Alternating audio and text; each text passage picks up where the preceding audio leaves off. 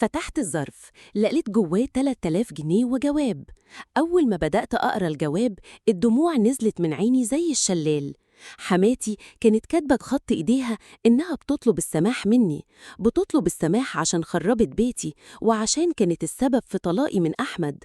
والصدمة الكبرى إنها كتبت لي إنها عملت عمل سفل لأحمد عشان يكرهني ويطلقني، وكاتبة كمان رقم واتساب تعشيخة هي اللي عملتها العمل ده عشان أكلمها وتفكلي العمل، وإن الفلوس اللي في الظرف دي هي فلوس فك العمل.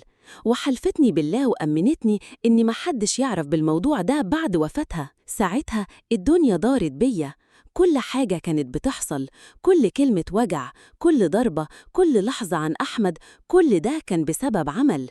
لكن القصة ما خلصتش عند كده، في مشكلة أكبر بتهدد بيتي من جديد، وعشانها جوزي هيطلقني تاني.